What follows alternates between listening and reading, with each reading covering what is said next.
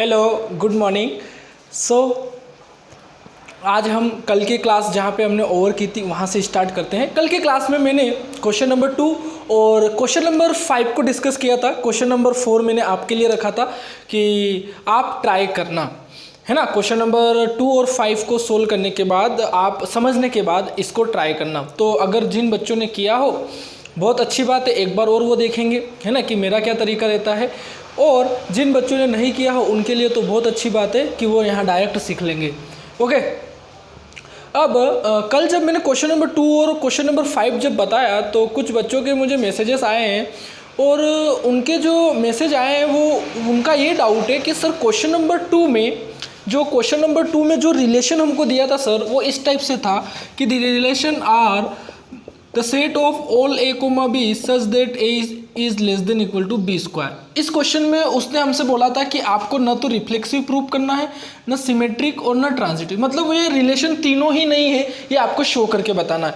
तो सर आपने शो करके बता दिया था, तो इसमें 1/2 ले लिया था, ये तो बहुत आसान था। और इसमें आपने बोला था कि एक नंबर लो, उससे कम लो, फिर वही वहाँ जाएगा और एक ऐसा नंबर सिलेक्ट करना है जिसका स्क्वायर इस नंबर, जैसे आपने यहाँ 3 लिया तो इससे कम यहाँ 2, फिर यहाँ 2 आ जाएगा। एक ऐसा नंबर जिसका स्क्वायर 2 से तो ज़्यादा बट 3 से कम। और आपने इस क्वेश्चन को बहुत आसानी से सोल्व कर दिया था और हमको भी बहुत अच्छे से समझ में आ गया था। बट सर आपने एक दिमाग लगाया और इस क्वेश्चन को भी आपने ऐसे ही सोल्व किया। तो सर इस क्वेश्चन में तो उसने चेक बोला था कि check whether the relation is reflexive, symmetric और ट्रांजिटिव। तो सर आपको क्या पता कि जो रिलेशन आगे आने वाला है वो रिफ्लेक्सिव, सिमेट्रिक, ट्रांजिटिव होगा। तो मैंने कहा कि बेटा मुझे नहीं पता, मैं ऐसे सोचा हूँ कि जो मुझे रिलेशन दिया है वो रियल नंबर से रियल नंबर में डिफाइंड है ना। जो रिलेशन मुझे दिया है वो रियल नंबर से रियल नंबर में डिफाइंड है। अब आप बताओ मुझे कि जब रिफ्लेक्सिव बनेगा तो उसमें डबलेट फॉर्म बनेगी, है ना, उसमें सारी डबलेट फॉर्म बनेगी। तो अब डबलेट फॉर्म बनेगी तो बेटा आप जो नंबर सोच रहे हो वो ये सब सोच रहे हो, है ना, जैसे 1 1 2 2, बहुत सारे बच्चे नेगेटिव नंबर, कोई 0 सोचेगा, है ना। तो बेटा आप एक बार, अब रियल नंबर में तो फ्रैक्शन भी आते हैं, तो आपने जैसे ही 1/2 सोचा, आप 1/2 के अलावा 1/3 1/4 भी ले सकते हैं। तो जैसे आप ये सोचेंगे तो 1/2 लेस देन इक्वल टू 1/8, जो कि ट्रू नहीं आएगा। तो इस कंडीशन में ये डबलेट फॉर्म इसमें नहीं आ पाएगा, जबकि सारे रियल नंबर के डबलेट फॉर्म आना चाहिए, जबकि फ्रैक्शन वाले की नहीं आ पाएगी। इस कंडीशन में ये रिफ्लेक्सिव नहीं होगा। अगर एक भी डबलेट फॉर्म, जैसे रियल नंबर में सारे नंबर आते हैं, अब एक भी डबलेट फॉर्म इसमें नहीं आ पा रही है, इसका क्या मतलब हुआ कि वो रिफ्लेक्सिव नहीं होने देगा उस रिलेशन को। इसलिए हम ऐसे ट्राई किए थे। ओके, अभी जब मैं क्वेश्चन नंबर 4 आपको बताऊंगा तो आपको थोड़ा सा और यहाँ पे क्लियर हो जाएगा। ठीक है, तो स्टार्ट करते हैं। क्वेश्चन नंबर 4 की तरफ अपनी नज़र रखें और देखें उसको कि वो हमसे क्या बोल रहा है ना, क्या बोल रहा है मुझे बताओ आप, क्या बोल रहा है वो हमसे ये बोल रहा है कि बेटा आपको एक रिलेशन दिया है ना, और वो रिलेशन रियल नंबर से रियल नंबर में डिफाइंड है। तो मैंने कहा कि बहुत ही अच्छी बात है कि आपने हमको एक रिलेशन रियल नंबर से रियल नंबर में दिया है। और फिर आगे वो बोलता है कि मैं जो रिलेशन को डिफाइन कर रहा हूँ वो कर रहा हूँ a less than equal to b। तो मैं कहूँगा कि ये तो बहुत ही आसान क्वेश्चन है। वो आगे हमसे पूछ रहा है कि आप शो करके बताओ कि ये रिफ्लेक्सिव और ट्रांजिटिव है बट सिमेट्रिक नहीं है ना। तो ये तो बहुत आसान, जब 2 और 5 हो गए तो इस क्वेश्चन में कुछ बचा ही नहीं। क्यों नहीं बचा देखते हैं। यहाँ पे रिफ्लेक्सिव की पहले बात करते हैं। किसकी बात करते हैं? रिफ्लेक्सिव। तो रिफ्लेक्सिव के लिए क्या होना चाहिए? डबलेट फॉर्म होना चाहिए। तो हम क्या लिखेंगे कि यहाँ पे a, बिलोंग्स टू रिलेशन में होना चाहिए, मतलब सारी डबलेट फॉर्म रिलेशन में होना चाहिए for every a belongs to real number, मतलब जितने भी रियल नंबर है उनकी डबलेट फॉर्म उस रिलेशन में होना चाहिए। अगर हुई तो वो एक रिफ्लेक्सिव रिलेशन है, नहीं हुई तो रिफ्लेक्सिव नहीं है। तो मैंने कहा कि आइए बेटा चेक करते हैं। एक बच्चा मुझे बोला, कौन बोला? एक बच्चा, कि सर सबसे पहले आप ना मेरी बात सुनोगे और पॉजिटिव नंबर चेक करोगे। तो मैंने कहा कि ठीक है बेटा तेरी बात सुन लेता हूँ। तो पॉजिटिव नंबर मैंने चेक किया कि 1,1 डबलेट फॉर्म है, सेम आएगा, तो 1,1 चेक किया, तो वो मुझसे बोलेगा कि sir 1 is less than equal to 1, तो लेस तो नहीं है बट इक्वल है ना, तो ट्रू है। फिर बोलेगा सर आपने इतना छोटा नंबर क्यों चेक करा, बड़ा नंबर चेक करो। तो मैंने कहा कि ठीक है बेटा 100 चेक कर ले, तो फिर 100 is less than equal to 100, तो फिर भी इक्वल आ रहा है। तो बोलेगा नहीं नहीं सर आप नेगेटिव भी चेक करो। तो मैंने कहा कि ठीक है -20, तो -20 इज लेस देन -20, है ना। तो आपने नेगेटिव भी चेक कर लिया। फिर बोलेगा कि सर 0, तो 0 is less than equal to 0, तो वो भी आएगा। इतने वो पीछे वाला बच्चा बोलेगा कि सर आप बहुत शाणे हो, आपने कल रेशनल फ्रैक्शन पे चेक कर रहे थे, आज क्यों नहीं कर रहे हो। तो मैं कहूँगा कि ठीक है बेटा मैं उस पर भी चेक कर लेता हूँ, तो 1/2 पे मैं यहाँ भी चेक करूँगा, है ना। वो पीछे वाला बच्चा सब ध्यान रखता है कि सर क्या कर रहे हैं, ठीक है। तो 1/2, 1/2, तो 1/2 is less than equal to 1/2। देखो लेस तो नहीं है बट इक्वल जरूर है। वहाँ पे स्क्वायर और क्यूब था, इसके कारण वो गलत हो रहा था। यहाँ पे कुछ भी नहीं है, ना स्क्वायर है ना क्यूब है, इसलिए ये ट्रू आएगा। आप 1/8 ले लो, तो 1/8 is less than equal to 1/8, मतलब इक्वल तो है ना। तो बेटा आप यहाँ पर कोई भी नंबर ले लो, यहाँ पर आप कोई भी नंबर ले लो, हमेशा ट्रू आएगा। क्या आएगा, हमेशा ट्रू आएगा। तो अब मैं क्या लिखूँगा, ये समझ में आ गया ना आपको। तो अब मैं यहाँ पे क्या लिखूँगा कि बेटा इस जो रिलेशन में है, इस रिलेशन में नेगेटिव नंबर की डबलेट फॉर्म, है ना, पॉजिटिव नंबर की डबलेट फॉर्म और फ्रैक्शन की भी डबलेट फॉर्म, ये सारे किससे बिलोंग करेंगे, आर से बिलोंग करेंगे। मतलब ये सारे इस रिलेशन में आएंगे, फ्रैक्शन भी आएंगे, पॉजिटिव भी आएंगे, नेगेटिव भी आएंगे, सारे आएंगे। इसका मतलब है that means R is reflexive relation. ठीक है बेटा, अब आपको समझ में आई ना बात, अच्छी बात है। ठीक है, अब उसने हमसे बोला भी था कि रिफ्लेक्सिव बताना है, अब वो बोल रहा है कि सिमेट्रिक नहीं है। तो मैंने कहा कि ये वैसे भी सिमेट्रिक नहीं है। आप देखो यहाँ पे रिलेशन सिमेट्रिक कब होता है, जब a b belongs to R होता है एंड, हाँ a b belongs to R होता है, ये इम्प्लाइज करता है कि अगर बी ए भी आर से बिलोंग किया तब जो रिलेशन है वो सिमेट्रिक होता है। ठीक है, अगर ए बी आर में है तो बी ए भी अगर आर में होगा तब रिलेशन सिमेट्रिक होगा। तो मैं कहूँगा कि देखते हैं। तो मैंने एक ऑर्डर्ड पेयर लिया 1,2 और इसको मैंने रिलेशन आर से बिलोंग करवाया, मतलब कि 1 is less than equal to 2। सही बात है, इक्वल तो नहीं है बट 1 लेस है। तो अगर आपने 1,2 रिलेशन में लिया है तो 2,1 रिलेशन में होना चाहिए। तो फॉर 2,1 लीजिए। अब आप इसके लिए चेक करें, 2 लेस देन इक्वल टू 1। देखो 2 ना तो इक्वल टू 1 है और ना लेस है, तो ये क्या है, फॉल्स है। तो आप क्या लिखोगे, 2,1 does not belong to R, that's why R is not symmetric. तो सिमेट्रिक वैसे भी नहीं दिखाना था। अब बात करना है ट्रांजिटिव की। तो मेरे पास जगह नहीं बची हुई है, तो आप ऐसा करना कि एक बार वीडियो को पॉज करके नोट कर लेना। मैं अब क्या करता हूँ, आपको ट्रांजिटिव बताता हूँ। क्या बताता हूँ, ट्रांजिटिव बताता हूँ। ठीक है, तो देखो यहाँ पे ट्रांजिटिव कैसे चेक करेंगे। ट्रांजिटिव कैसे चेक करेंगे, ट्रांजिटिव के लिए जो बेटा बात होती है वो ये होती है कि अगर ए बी आर में है एंड बी सी भी आर में है तो ये इम्प्लाइज करता है कि ए सी आर में होना चाहिए। अगर ऐसा हो गया तो वो रिलेशन ट्रांजिटिव होगा। तो मैं कहूँगा कि ठीक है, अगर ऐसी बात है तो मैं कुछ रिलेशन यहाँ पे लिख देता हूँ कि 1,2 अगर बिलोंग्स टू आर है, इसका मतलब है कि 1 is less than equal to 2। अब देखो ये सेम आता है तो 2, अब यहाँ पे कोई दूसरा नंबर ले लो 3, तो 2 जो 2,3 वो भी आर में होगा, एंड है ना, ए बी भी होता है, बी सी भी होता है, उसके बाद ए सी की बात करते हैं।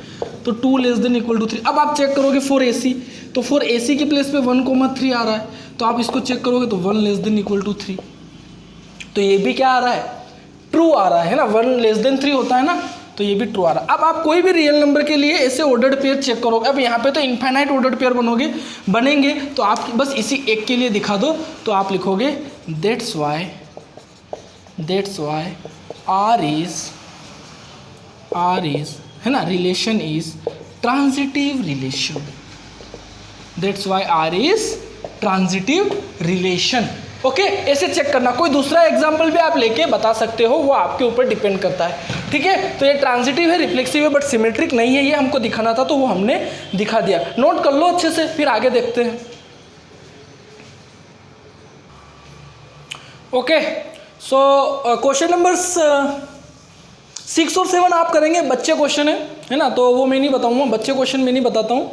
अब क्वेश्चन नंबर 8 की बात करते हैं। बहुत ही ज़बरदस्त क्वेश्चन हमारे बीच उपस्थित हुआ है ना। तो क्वेश्चन 8 है कि show that the relation R in the set. तो रिलेशन इस बार सेट ए में डिफाइंड है, और इस बार हमको सेट दिया है कि वो सेट 1 2 3 4 5 है, ठीक है, ये हमको दिया है ना। और जो रिलेशन हमको दिया है, जो डिफाइन करके, वो the set of all A comma B such that modulus a comma b modulus a minus b is an even, ये इवन आना चाहिए। और वो बोल रहा है कि आप शो करके बताओ कि ये एक इक्विवेलेंस रिलेशन है। इक्विवेलेंस का मतलब क्या होता है, कौन मुझे बताएगा? इक्विवेलेंस का मतलब होता है कि वो रिलेशन रिफ्लेक्सिव भी हो, सिमेट्रिक भी हो और ट्रांजिटिव भी हो। तो 1 बाय 1 अब हमको तीनों दिखाने हैं कि वो रिफ्लेक्सिव भी होना चाहिए ये रिलेशन, सिमेट्रिक भी होना चाहिए और ट्रांजिटिव भी होना चाहिए। तो हमने कहा कि ठीक है, हम बताते हैं, बट उससे पहले हम एक बार, हमको ऑर्डर्ड पेयर हमको जो सेट दिया है वो एक फाइनाइट सेट दिया है, तो हम इससे पहले ऑर्डर्ड पेयर लिख लेते हैं। जब हम ऑर्डर्ड पेयर लिख लेंगे तो रिफ्लेक्सिव, सिमेट्रिक और ट्रांजिटिव बताना हमारे लिए बहुत आसान हो जाएगा। तो हम क्या करेंगे, हम रिलेशन लिखेंगे। अब रिलेशन कैसे लिखना है कि आपको एक ऐसा ऑर्डर्ड पेयर लिखना है जिसके डिफरेंस का मॉडुलस हमेशा इवन आए, जिसके डिफरेंस का मॉडुलस हमेशा क्या आए, इवन आए। तो सबसे पहले तो 1,1 लेंगे, है ना, 1 का 1 के साथ, तो 1,1 मॉडुलस 0, तो बाहर आ जाएगा तो 0, है ना, तो ये इवन है। फिर ठीक है, फिर 1 2, तो 1 में से 2 जाएगा तो -1, बाहर आएगा तो +1, ओड है तो नहीं आएगा। 1,3 है ना, तो ये -2 आ जाएगा तो बाहर आ जाएगा तो +2 बन जाएगा। 1,4 ओड आ जाएगा क्योंकि 3 देगा, 1,5 इवन देगा क्योंकि 4 देगा वो। 2,1 ओड देगा, 2,2 0 जो कि इवन लेंगे। उसके बाद 2,3 नहीं लेंगे, 2,4 हम लेंगे, 2,5 नहीं लेंगे, ओड देगा। 3,1 हम लेंगे, है ना, क्योंकि 2 देगा, और 3,2 1 देगा तो ओड हो जाएगा। 3,3 हम लेंगे, 0 देगा। 3,4 नहीं लेंगे, फिर 3,5 लेंगे। फिर अगर हम बात करें 4 की, तो 4,1 नहीं लेंगे, बट हम 4,2 लेंगे, इवन देगा। बेटा इवन लेना है, जो इवन देगा ऑर्डर पे उसको लेना है। फिर 4,2 ले लिया आपने, 4,3 नहीं लोगे, 4,4 लोगे, 4,5 नहीं लोगे, 5,1 लोगे क्योंकि 4 देगा तो इवन रहेगा, तो 5,1 लोगे। फिर 5,2 नहीं लोगे क्योंकि 3 देगा, 5,3 लोगे क्योंकि 2 देगा जो कि इवन है, फिर 5,4 नहीं लोगे, और फिर 5,5 लोगे। तो ये ऑर्डर्ड पेयर आप यहाँ से बनाओगे, ये ऑर्डर्ड पेयर आप यहाँ से बनाओगे। देखो ना, 1 का 1 के साथ 0 इवन, 1 3 2, फिर 1 4 नहीं आएगा, 1 5, फिर 2 2 2 4, 3 1 3 3 3 5, है ना, फिर 4 2 4 4, हाँ इसके साथ तो यही होएगा। फिर 5 1 5 3 5 5, वेरी गुड। अब आपको चेक करना है रिफ्लेक्सिव, चेक नहीं करना है, बताना है कि ये रिफ्लेक्सिव है। तो रिफ्लेक्सिव होने के लिए क्या चाहिए कि ए बिलोंग्स टू आर में होना चाहिए, for every A belongs to A. तो आप मुझे बताओ कि क्या यहाँ पे जो सेट है, अब इस बार सेट फाइनाइट है, और सेट में कितने एलिमेंट है, 5 है, 1 से लगा के 5 तक, तो सारे की डबलेट फॉर्म बनना चाहिए। तो क्या 1 की डबलेट फॉर्म बन रही है? यस, 1 1 बन रही है। 2 बन रही है क्या? यस, 2 2 बन रही है। 3 यस बन रही है, ये रहा देखो 3। 4 यस वो भी बन रही है, और 5 वो भी बन रही है, वेरी गुड। तो जितने सेट में एलिमेंट थे सबकी डबलेट फॉर्म बन रही है, मतलब ये सारे रिलेशन में है। इसका क्या मतलब है कि that means R is reflexive. Okay, तो इसको नोट करो, फिर मैं जगह नहीं बची मेरे पास तो मैं इसको हटा रहा हूँ, जल्दी से देख लेना और नोट कर लेना वीडियो को पॉज करके। अब मैं बात कर रहा हूँ किसकी, सिमेट्रिक की। रिफ्लेक्सिव तो अपन ने बता दिया, अब मैं बात कर रहा हूँ सिमेट्रिक की, है ना। तो सिमेट्रिक की बात हम करते हैं। सिमेट्रिक क्या होता है? सिमेट्रिक होता है कि अगर ए बी आर से बिलोंग कर रहा है तो वो बी ए भी आर से बिलोंग करना चाहिए। इस कंडीशन में हम उसको सिमेट्रिक रिलेशन बोलते हैं। उस कंडीशन में हम सिमेट्रिक रिलेशन बोलते हैं। तो अब आप मुझे बताओ कि अगर आपने ऑर्डर्ड पेयर तो इसी में से लोगे ना, सारे ऑर्डर्ड पेयर के लिए चेक करोगे तो आप 1 1 के लिए चेक करोगे तो क्या लिखोगे कि 1,1 आर में बिलोंग कर रहा है, इसका मतलब है कि मॉडुलस 1 - 1 जो कि इवन आएगा, है ना, क्योंकि 0 इवन होगा। फिर अगर आप बोलोगे कि 1,3 तो अगर ये आर में बिलोंग करेगा तो मॉडुलस 1 - 3 दैट मीन्स मॉडुलस -2, तो ये बाहर आ जाएगा तो 2 जो कि इवन है। फिर अगर आप बात करोगे 1,5 की, अच्छा, हाँ, समझो मेरी बात को। 1,1 ले रहे हो, है ना, तो ए कोमा बी आपने लिया, अब बी कोमा ए भी तो 1,1 ही होगा, तो उसके लिए तो यही आएगा। अब आप मुझे बात बताओ कि अगर ये आपका ए बी है ना, यहाँ पे तो ए बी और बी ए दोनों ही, अगर आपका यहाँ ए बी है तो इस बार बी ए क्या होगा 3,1, तो आप इसके लिए चेक कर लो फॉर 3,1 तो मॉडुलस 3 - 1 जो कि 2 आएगा जो कि इवन है। तो आप कोई भी ऑर्डर्ड पेयर लो, जैसे आपने 1,5 लिया तो ये मॉडुलस -4 तो ये +4 बाहर आके इवन हो जाएगा, तो देखो 5,1 भी यहीं पे कहीं होगा, ये रहा 5,1, है ना। तो अगर ए बी है तो बी ए भी उसी ऑर्डर्ड पेयर में है और वो भी इवन ही दे रहा है। तो आप यहाँ पे एक एग्जांपल और दे दो अगर आपका मन हो कि अगर हम 1,5 को आर से बिलोंग करवा रहे हैं तो modulus 1 - 5 that means -4 that means 4 जो कि इवन आ रहा है। तो अगर हम 5,1 के लिए चेक करेंगे तो 5,1 - 5 - 1 4 जो कि इवन दे रहा है ना, बाहर लिख देना मोड से। तो आप किसी भी ऑर्डर्ड पेयर को इसमें से ले लो और उसका आप जिसको लोगे वो ए बी होगा तो उसका बी ए चेक करोगे तो वो ऑलरेडी उस रिलेशन में प्रेजेंट है, तो वो भी इवन ही आएगा, क्योंकि हम यहाँ से इवन ही तो लिखे हैं सारे इसमें, तो वो भी इवन ही आएगा। मतलब ए बी है, बी ए है, ए बी है तो बी ए भी आ रहा है, इसका मतलब है कि रिलेशन क्या है, सिमेट्रिक है। तो आप लिख देना कि दैट मीन्स, आपने 2 एग्जाम्पल दे दिए, 3 दे दिए, ये भी दे दिया, ये भी दे दिया और ये भी दे दिया। तो अब आप लिख दो कि दैट मीन्स आर इज क्या है, सिमेट्रिक है। ओके, अब अगर हम नोट कर लेना इसको, है ना। अब अगर हम बात करें किसकी, ट्रांजिटिव की, किसकी बात करें, ट्रांजिटिव की। तो देखो ट्रांजिटिव की अगर हम बात करने जाएं, क्या बात करने जाएं, अगर हम ट्रांजिटिव की बात करने जाएं तो ट्रांजिटिव के लिए जो कंडीशन होती है बेटा वो ये होती है कि अगर ए बी आर में है एंड बी सी भी आर में है तो ये इम्प्लाइज करता है कि ए सी भी आर में होना चाहिए, तो वो ट्रांजिटिव रिलेशन होता है। तो मैं आपसे कहूँगा कि आप पहले इसके लिए चेक कर लो कि 1,1 बिलोंग्स टू आर, इसका मतलब है कि 1 - 1 जो कि इवन है, तो ये ट्रू है। अब आप चेक करेंगे एंड, अब बी सी तो ये 1 तो यहाँ आएगा, तो 1 वाला कौन सा है, ये है, तो 1,3 ले लो, तो ये भी आर में बिलोंग करना चाहिए, करेगा भी है, देखो तो ये मॉडुलस -2 आएगा जो कि 2 इवन आ जाएगा। तो अब आप किसके लिए चेक करोगे, 4AC, मतलब फिर आप 1,3 के लिए चेक करोगे। तो 1,3 के लिए जब आप चेक करने जाओगे तो आपको वही मिल जाएगा जो कि क्या है, इवन है। आप इनमें से, जैसे मैंने एक एग्जाम्पल दे दिया यहाँ पे, आप और भी एग्जाम्पल लेके दे सकते हो। जैसे 1,5 का आपने दिया कि 1,5 अगर R से बिलोंग कर रहा है दैट मीन्स मॉडुलस 1 - 5 -4 आएगा जो कि +4 जो कि इवन हो जाएगा मोड से बाहर आके। और फिर आप एंड करके अब आप 5 वाला देखो कौन सा है, 5 वाला, हाँ 5,1। तो आप अगर आप इसको देखोगे तो मॉडुलस 5 - 1 4 जो कि इवन आएगा। तो अब आप किसके लिए चेक करोगे, 4AC, तो 4AC क्या लिखोगे, 1,1, देखो 1,1 तो आप इसके लिए चेक करने जाओगे तो 1 - 1 इवन आएगा। तो आप किन्हीं भी ऑर्डर पेयर के लिए चेक करो, आपको हमेशा ट्रू मिलेगा। तो आप लिख देना कि दैट मीन्स आर इज क्या है, ट्रांजिटिव है। क्या है, ट्रांजिटिव है।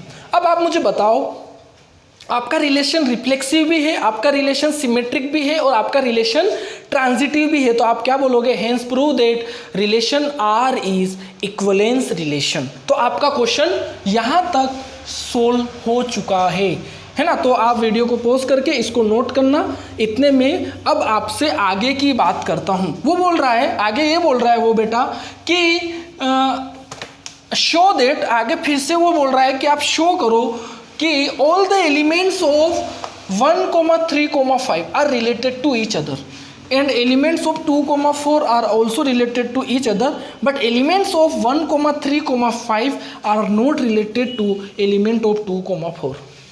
ये बात उसने हमसे बोली है ना। अब आप फर्दर इसकी बात करते हैं, है ना, कि फर्दर इसने हमसे क्या पूछा है। वो हमसे बोल रहा है कि आप ये शो करके बताओ कि ऑल द 3 एलिमेंट्स ऑफ 1, 3, 5, है ना, all the 3 elements of 1, 3, 5 are related to each other. उसका ये मतलब है कि इस जो सेट में जो एलिमेंट है ये एक दूसरे से रिलेटेड है, मतलब कि ये इस रिलेशन को फॉलो करे। तो अब आप यहाँ पे जैसे आपने ऑर्डर पेयर बनाया 1, 3 का, तो जैसे आप 1, 3 के लिए चेक करने गए तो 1 - 3 दैट मीन्स मॉडुलस -2 जो कि इवन है ना। फिर अगर आप 1 के बाद फिर 5 का बनाओगे तो 1, 5 तो modulus 1 - related to each other, है ना। तो इसका पहले 3 के साथ, अब इसका 5 के साथ, तो ये भी तो -4, तो मोड से बाहर आके ये भी +4 हो जाएगा। 1 का हो गया, अब 3 का चेक कर लो तो 3, 5 तो मॉडुलस 3 - 5 दैट मीन्स -2 जो कि 2 आएगा, जो कि क्या आ जाएगा, इवन आ जाएगा। फिर 5 का चेक करोगे, 5 का 1 के साथ तो वो भी इवन आ रहा, 5 का 3 के साथ वो भी इवन आ रहा। तो ये एलिमेंट एक दूसरे से रिलेट हो रहे हैं, यही तो आपको शो करना है। तो आप क्या लिखोगे, दैट मीन्स all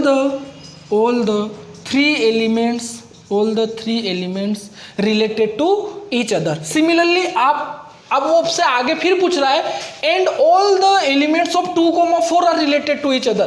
तो अब 2, 4 जो आपको दिया है इसका क्या ऑर्डर पेयर बनेगा, एक तो 2, 4, एक 4, 2, तो ये भी तो दोनों इवन ही आएगा। देखो ये मॉडुलस -2 बाहर आके +2, ये मॉडुलस 2, ये भी इवन है।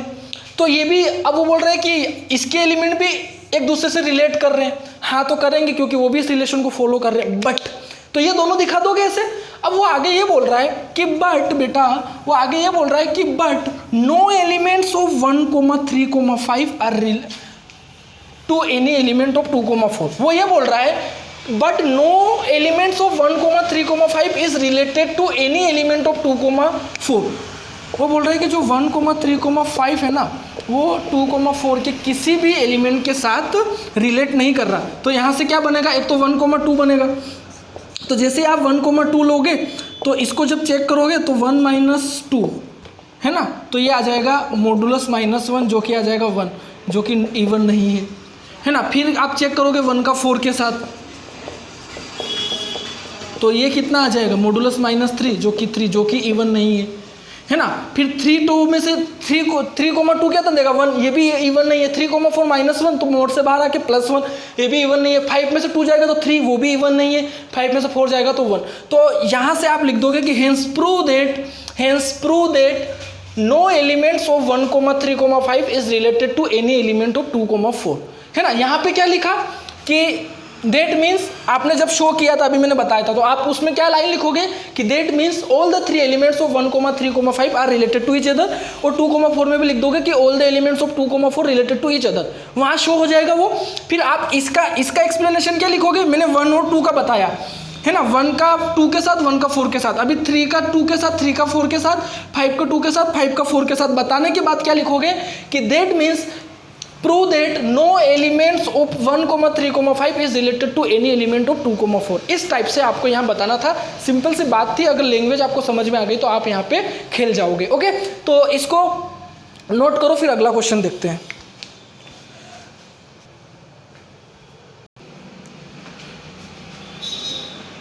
ओके, क्वेश्चन नंबर 9 देखो, show that each of the relation R in the set A दिया है बेटा आपको कि अभी मेरे पास जगह नहीं है तो आप लिखना है ना कि set A the set of all x comma x belongs to integer and x is greater than equal to 0 and less than equal to 12 given by this relation. तो फर्स्ट पार्ट हम सोल्व करते हैं।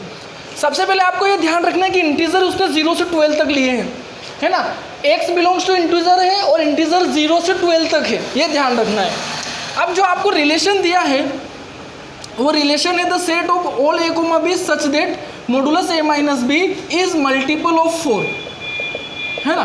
बहुत ही ज़बरदस्त question है, आइए देखते हैं, है ना। तो एक modulus a minus be multiple 4 आए, बट ऑर्डर्ड पेयर तो वहाँ से बनेंगे। अच्छा सेट में लिख देता हूँ कि सेट जो A है वो 0 1 2 3 4 5 6 7 8 9 10 11 और 12 ये सेट रहेगा, है ना। अब इस सेट की हेल्प से आपको इस रिलेशन में ऑर्डर्ड पेयर बताने हैं और ऑर्डर्ड पेयर ऐसे लिखने हैं कि उनके मॉडुलस का जो डिफरेंस आए वो 4 का मल्टीपल आए। तो सबसे पहले आप मुझे बताओ कि देखो 4 का मल्टीपल, तो 4 का मल्टीपल होगा, तो पहले हम 4 डिफरेंस 4 किस से आ सकता है, 0 का 4 के साथ डिफरेंस आ सकता है, तो इसको ले देंगे। फिर 1 का 5 के साथ, है ना, क्योंकि इनका जो डिफरेंस आएगा वो माइनस, जैसे 0 -4 आएगा तो मॉडुलस से बाहर आके +4 आ जाएगा ना, तो मल्टीपल है 4 का, 4 का मल्टीपल है। 1,5 भी 4 देगा। फिर 2,6 3,7 4,8 5,9 6,10 7,11 और 8,12। इससे आगे नहीं जाएंगे क्योंकि 12 तक ही है। बट अब आपने जो लिए इनका रेसिप्रोकल भी तो करो, मतलब इनको रिवर्स भी तो करो, क्योंकि उनका भी तो आएगा, उनका डिफरेंस भी तो 4 ही आएगा, तो उनको भी तो आप रिवर्स करो। जो लिखे हैं इन सबको रिवर्स कर दो।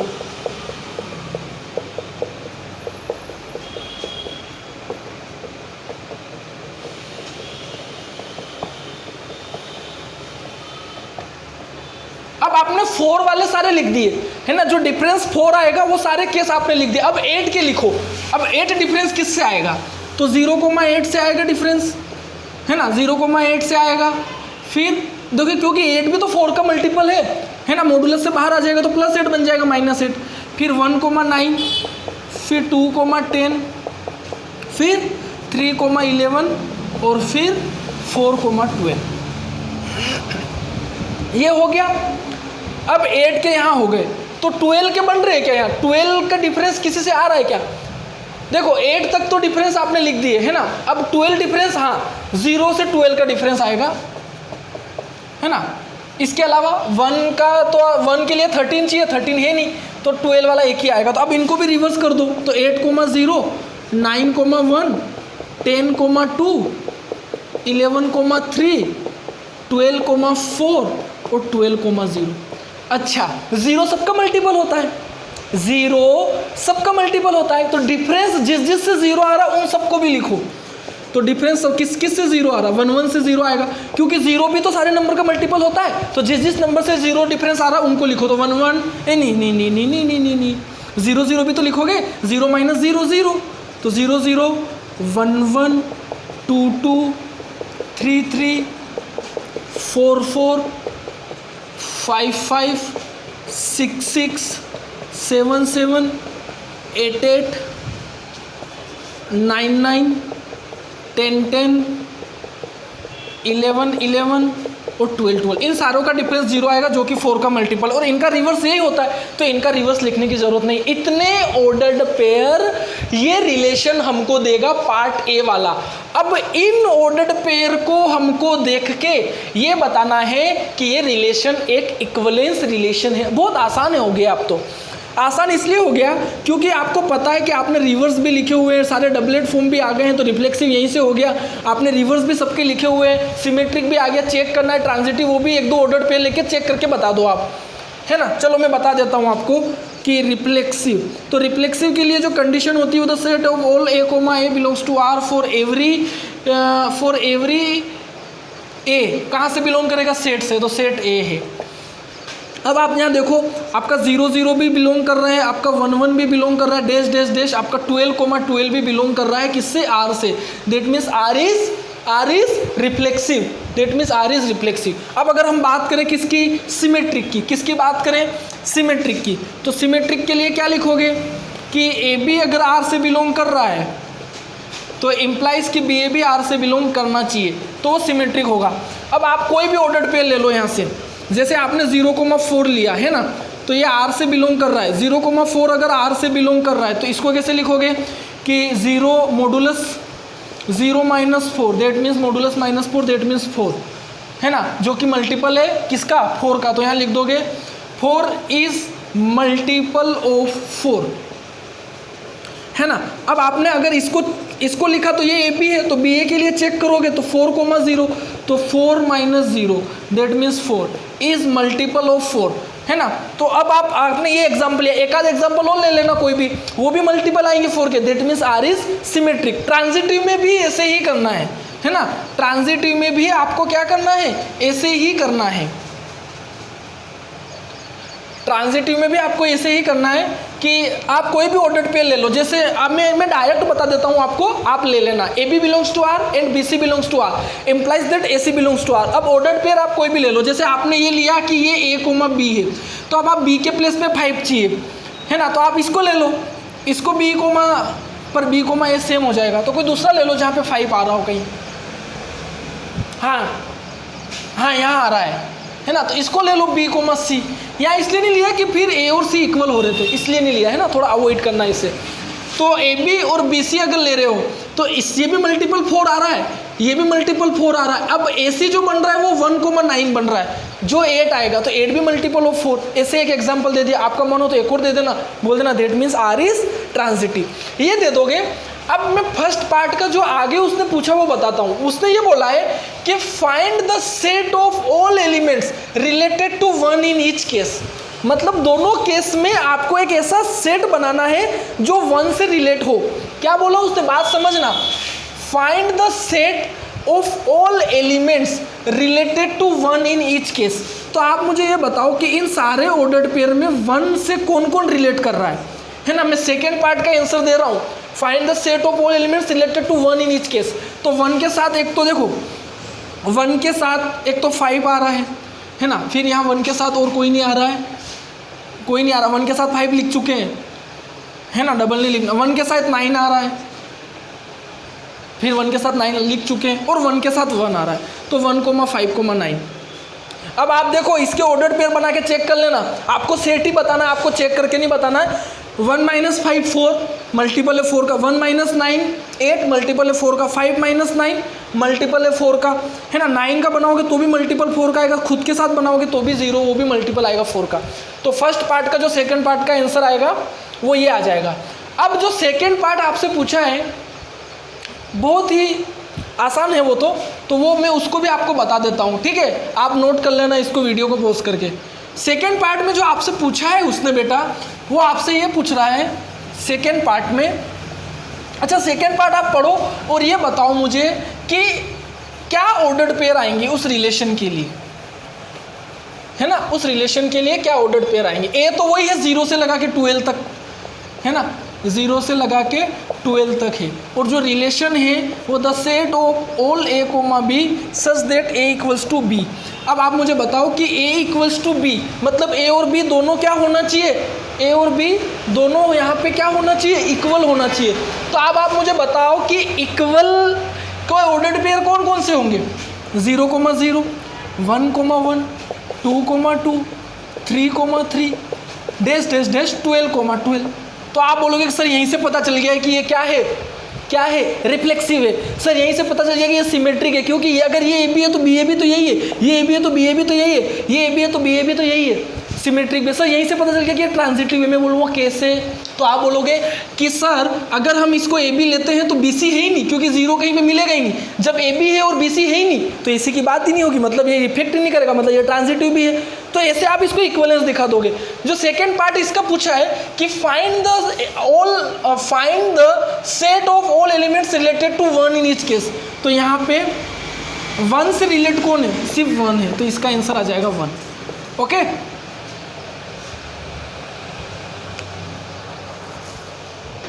ठीक है, तो क्वेश्चन नंबर 9 तक आज की क्लास में रखते हैं, वीडियो बहुत लंबा हो जाएगा फिर।